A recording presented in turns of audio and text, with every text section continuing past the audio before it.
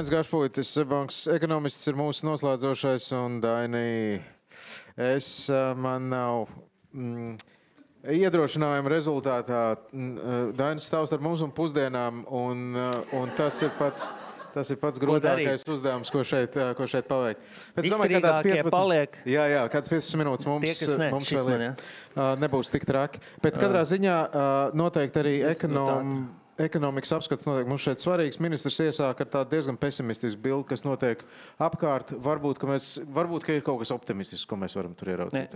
Sāksim ar jūsu viedokli. Kur uzskata, ka nākamais gads būs labāks kā šis gads? Varat pacelt roku? Tiešām neviens? Nē, viens? Divi? Katrā ziņā sarežģītāks. Mēs kā ekonomisti solam sagaidām, ka nākamais gads būs par matu tiesu, bet labāks. Redzam, ka 25. gada prognozes tomēr kopumā sola nedaudz aktīvāk ekonomisku aktivitāti. Bultiņas redziet, ir korekcijas pret to, kāds bija skats vēl vasaras beigās. Ja skatāmies mūsu reģionu, tad bultiņas ir uz leju. Tas nozīmē to, ka skatījums ir nedaudz pakoriģēts uz leju, bet kopumā tad nākamais gads solās būt nedaudz optimistiskāks. Šeit jūs redzēt galvenās tendences. Jā, šis gads varbūt ir sarežģīts, un gada otrā puse nav izrādījusies tik veiksmīgi, kā tik gaidīts. Līdz ar to šī tāda atgūšanās ir ievilkusies. Labā ziņa ir tāda, ka likmes un inflācija iet uz leju. Nākamais gads, es domāju, būs pietiekami sarežģīts, es teiktu, tāpēc arī skatāmies tieši no ārējā fona.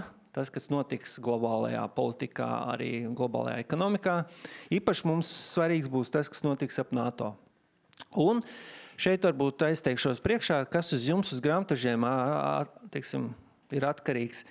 Arvien lielāku uzmanīgi pievērsiet dažādu veidu rēķinu saņemšanām un tā tālāk. Mēs redzam, ka šie apjomi un tā māksla aptīt ap pirkstu grāmatvežus tikai pieaug. Mēs redzam, ka krāpšanas apjomi pieaug konstanti.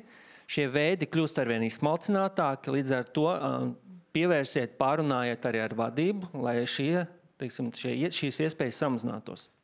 Tā ir viena ziņa. Otra ziņa ir jāgatavojās arī vadības līmenī, tā skaitā ar jums, ka var būt dažādi veidi pārtraukumi, gan norēķinos, banku darbībās, gan varbūt arī telesakaros un tā tālāk, ko mēs, piemēram, vakar redzējām attiecībā Dānijā.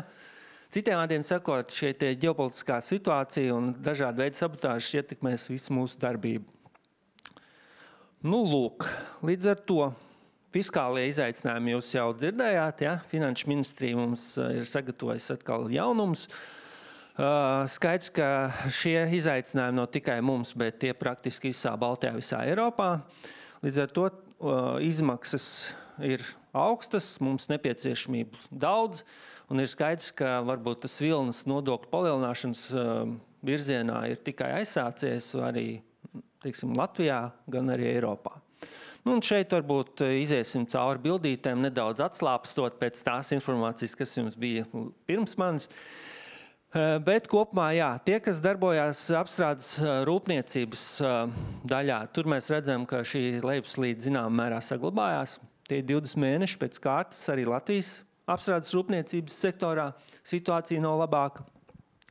Mazliet optimistiskāka bilde ir pakalpojumos, bet arī tur mēs redzam, ka šīs iepriekšējais inflācijas spiediens joprojām diezgan būtiski ietekmē mājsaimniecības, bet tur mēs redzam, ka pagaidām vēl šī izaugsme ir neliela, bet saglabājās. Līdz ar to, kādēļ mēs varbūt ir šie riski, kas varētu vilkt to izaugsmi uz leju nākamgad, ir tarifu kari.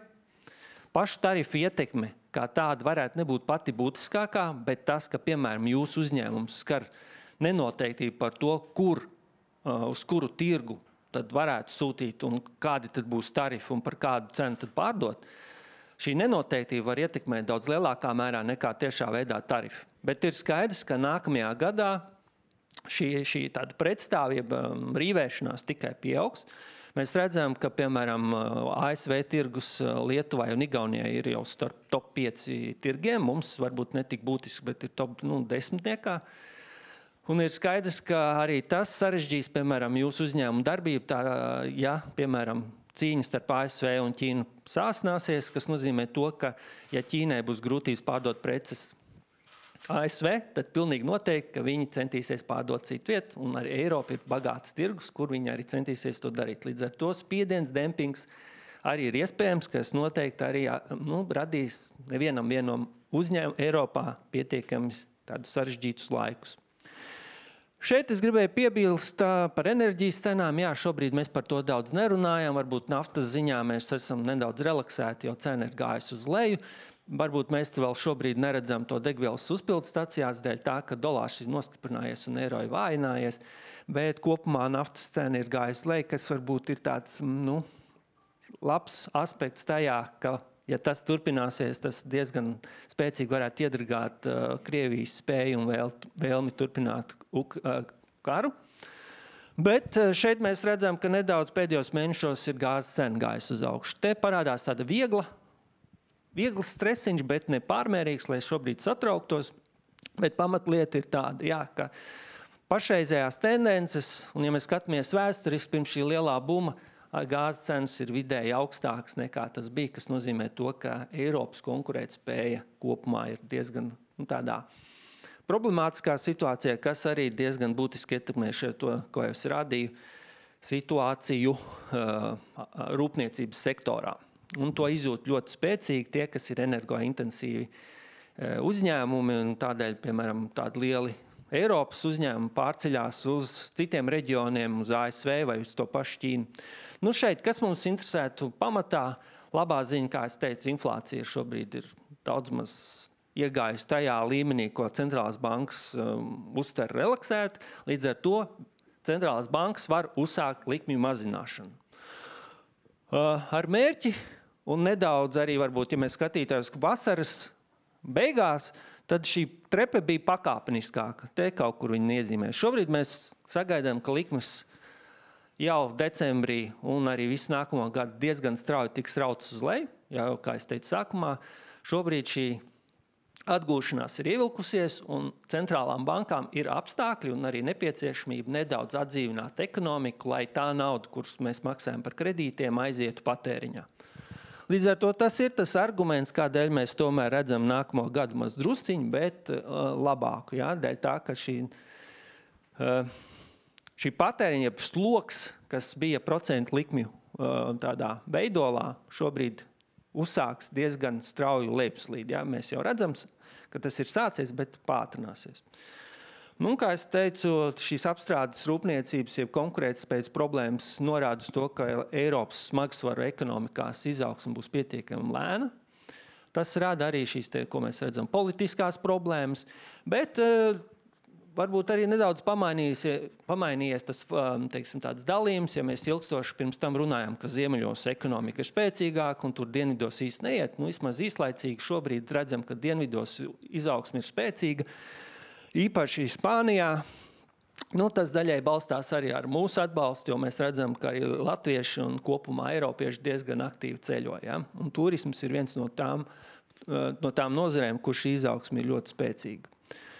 Lūk, līdz ar to šeit varbūt tas fons, jā, ka šie izaicinājumi ir daudz un viņi tik drīz nezudīs. Viņi ar nākamo gadu nāks tikai klāt. Līdz ar to varbūt tā bilde, ko mēs arī publiski dažreiz runājam, ka ir iestājusies zināms tāds plato, tāda stagnācija, bet skatoties no tā, kas varēja būt šīs straujās inflācijas periodā, gan arī augsto enerģijas cenu periodā, mēs to periodu novadījām diezgan veiksmīgi. Citiem vārdiem sakot, varēja būt sliktāk, īpaši, ja mēs paskatāmies, kā ir gājis Igaunijai. Protams, mums neiet tik labi kā Lietuvai, bet skatāmies kopumā valsts, teiksim, nav daudz valstu, kas mūs apsteidz. Ja? Līdz ar to mēs nevarētu teikt, ka mēs esam čempioni, bet arī nevarētu teikt, ka mums būtu pamats būt pārlieku pesimistiskiem.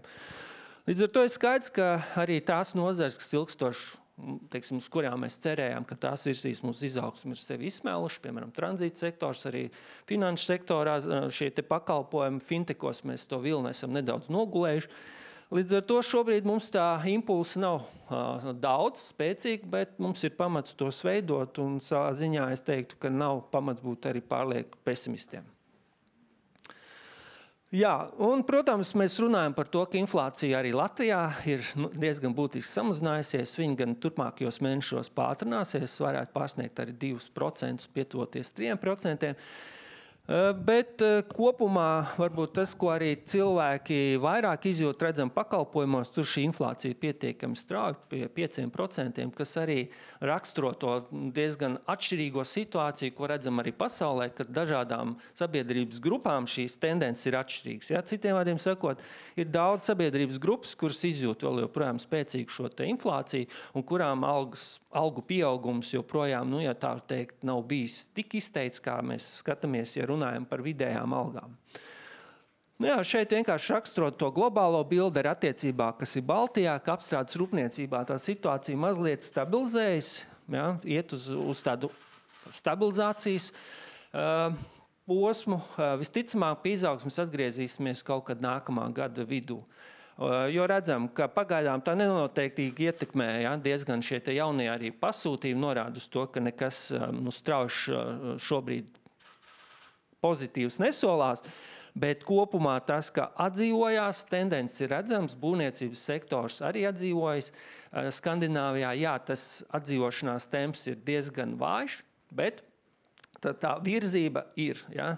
Respektīvi, vismaz tāda lejupslīde, ja situācijas pasliktināšanās nav gaidām. Un arī par to, ka jā, algu kāpums saglabājas. Mēs vakar saņēmām ziņas, ka vidēja alga ir pieaugusi par 9%, kas ir ļoti strauši. Bet mēs redzam arī, ka kontos cilvēkiem uzkrājās nauda. Ja? Protams, tas arī nevienmērīgi sadalīs, bet kopumā tas potenciāls tēriņiem ir. Un, protams, redzam, ka tēriņi joprojām ir diezgan stagnējoši Latvijā un arī atšķirīgi. Ja? Lietuvā, kur konfidence ir spēcīgāk, tur cilvēki tērē aktīvāk un attiecīgi Igaunijā, kur šis nodokļu vilnis arī ir krietni spēcīgāks un arī ekonomikā ir sarežģītāk, tur arī patēriņš ir tāds joprojām krītošs. Šeit arī tika pieminēts bankas, ka nekreditē. Šeit jūs redziet, ka mājsaimniecību kreditēšana atdzīvojas. Nedaudz pozitīvas tendences mēs redzam arī pieprasījumos no maziem vidējiem uzņēmumiem, tā skaitā lielajiem. Bet šeit ir tas arī stāsts, ko mēs redzam, ko mēs īsti nespējam izskaidrot un kas viennozīmīgi nav, teiksim, tiešā veidā banku vaina, īpaši tas, ka ja mēs skatāmies īpaši izceļot Latviju. Redzam, ka, piemēram, visas kredītkomitejas šobrīd pamatā ir Baltijas, teiksim, cilvēki. Citiem vārdiem sakot, ir grupas, kas sastāv gan no igauņiem un latviešiem, lietuviešiem, kas lemj par uzņēmumu grupām. Citiem vārdiem sakot, netiek sadalīts pēc nacionalitātes. Un šeit mēs redzam, ka tās pārliecības atšķirības, ja, tīpaši biznesā, mēs redzam, ka mēs ciklos svārstamies līdzīgi. Bet gan mājsaimniecība pārliecībā, gan arī uzņēmuma pārliecībā ir atšķirība. Un tas ir tas, ko mēs redzam. Šī konfidences trūkums ir tas pats būtiskākais. Ja? Ka cilvēki šobrīd nav tik pārliecināti, ja? Kā lietuvieši, igauņi, tai skaitā, gan arī uzņēmumi. Un tas ir tas stāsts, ka, piemēram, ja skatāmies tīri Sebbanku, tad, piemēram, kreditēšanas apjomi ir pieauguši par 8%. Un, protams, zināmā mērā var piekrist, ka bankas var darīt vairāk, bet arī jāsaprot to, ka šajā lielajā četrniekā, kas ir bankās, divās bankās tiek meklēti jauni īpašnieki. Līdz ar to tās bankas nevar kreditēt un, teiksim, darboties, teiksim tā, brīvi, jeb pilnu jaudu, kamēr viņiem netiks atrast jauni īpašnieki. Ja? Un tas, protams, arī ietekmē kaut kādā mērā visu Baltiju. Un tad jau noslēdzot, jā, ka mēs sagaidām, ka darba samaksas tomēr kāpums bremzēsies, jo pie šādas zemes inflācijas uzturēt tādu darba samaksas kāpumu ir sarežģīti. Darba tirgu būs problēmas un tikai pieaugs. Vienkārši viens raksturojošs piemērs, ka mums jāskatās uz darba tirgu kā diezgan lielām izaicinājumiem, jo mēs saņēmām par 3. ceturksni labu ziņu, ka bezdarbs samazinājās par, ja pareizi atcerās, aptuveni 2000 cilvēku. Ja samazinās bezdarbs, tad būtu loģiski, ka tie cilvēki parādās nodarbinātībā. Viņi dabūna darbu. bet mēs redzējām, ka arī nodarbinātība samazinājās. Tad jautājums, kur tie cilvēki paliek? Bet mēs redzam, ka tie cilvēki aizgāja uz ekonomiski neaktīvo daļu. Respektīvi, jautājums vai īslaicīgi vai paliekoši, bet viņi tur nonāk. Bet ja mēs skatāmies uz ekonomiski neaktīviem cilvēkiem, arī tur pieaugums ir bijis tikai par 3000, citiem vārdiem sakot, 2000 cilvēku pazūd. Jautājums, kur tie 2000 pazūd? Citiem vārdiem sakot, viņi jau pārsniedz šo te potenciālo 74 gadus vai vispār, kļuvu, darba nespējīgi, ja, vai arī, šo pasauli pamet. Citiem vārdiem sakot, šīs tendences pat vienā ceturkšņa laikā mēs redzam, ka darba tirgus saraujas. Līdz ar to spiediens uzturēt darba samaksu saglabāsies, bet problēmas un sarežģījumi piesaistīt darbiniekus tikai pieaugs ar katru ceturksni. Un noslēdzot, mēs varam teikt, ka mums tomēr šīs tendences ir pozitīvas. Redzam, ka to cilvēku skaits, kas saņem relatīvi lielākas algas, diezgan izteikti pieaug. Šī tendence ir pozitīva. Un kā es minēju, šobrīd galvenais uzsvars ir uz to gan individuālā, personiskā līmenī, gan arī uzņēmuma līmenī noturēt tos cilvēkus, kas ir gatavi strādāt pēc iespējas ilgāk.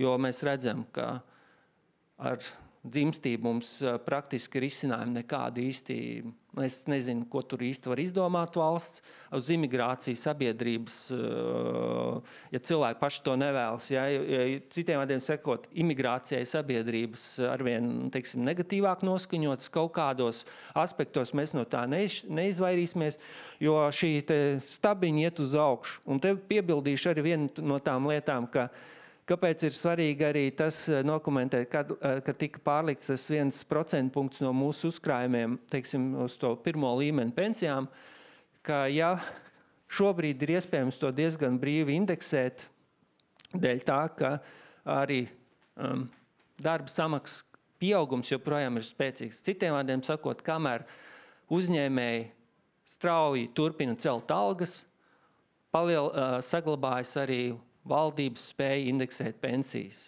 Līdz ko ienāk šis samazināsies gan to cilvēku skaits, kas maksās budžetā, un te relatīvi būs diezgan daudz pensionāru, un arī samazinoties algu pieaugumam, kas visticamāk būs, tad tās problēmas tikai, ja tā teikt, kļūs akūtākas. Līdz ar to ir svarīgi nodrošināties tam, lai cilvēki, tie, kas šobrīd strādā, sāktu par sevi arvien vairāk domāt un arī krātu. Līdz ar to šobrīd tāds mānīgs stabilitāte, jo tie cilvēki praktiski redzam jau ieejot darba tirgu, veidojas ļoti būtiski šī atšķirība. Un praktiski arī noslēdzot, kā es minēju, praktiski nevienā Eiropas valstī nav dzimstības koeficients virs 2, kas norāda arī, zinām mērā šeit, norāda uz to, ka pat ja mēs šķietami palielināsim dzīves līmeni, tas dzimstības problēmas neatrisinās. Līdz ar to, kā es minēju, noturēt darbiniekus, jo tas ir arī šis stāsts par darba tirgu. Diemžēl personāla, vadības šī informācija liecina, ka darba tirgu pagrieziena punkts karjerā sākas ļoti agri, tie ir nedaudz virs 40 gadiem. Citiem vārdiem sakot, pārsniedzot cilvēkam 40 gadus, ļoti strauji mazinās iespējas karjerā, gan arī ienākumu pieaugumā. Un šeit mēs redzam, ka praktiski jau šeit 60 gadi, ka teorētiski mums jau šeit būtu, šis samazinājums darba tirgu ir ļoti strauši. Citiem vārdiem sakot, gan mums pašiem darba devējiem, gan arī tiešām valdībā ir jādomā dažādās veidos, kā noturēt pēc iespējas šo augstāku līkni. Citiem vārdiem sakot, joprojām dzirdam, ka cilvēkam ir diezgan grūti atrast darbu pirmspensijas vecumā, bet tas ir mūsu potenciālais resurs, kas pēc iespējas ilgāk jānotur formā, gan veselības ziņā, gan arī mentālā. Cik saprotu, ka mentālā šeit būs izvingrināta, tagad jāiet vingrināt kājas uz pusdienām, Šeit varbūt pēdējais izsūta, tad vienkārši ar vienu aci, klausoties noslēguma vārdus, kādas ir tās tendences, kā šobrīd šķiet, Bet, jā, kā es gribēju teikt, ka ģeopolitika būs tas svarīgs faktors, kā mēs visi jutīsimies, bet ir skaidrs, ka zināmas stresa momenti mūs sagaida. Bet ekonomiski, vismaz tuvākā laikā, iespējas tērēt būs nedaudz vairāk, tomēr vidēji. Nu, labi, es gribu. Jā, paldies. Daini, milzīgs paldies par šo.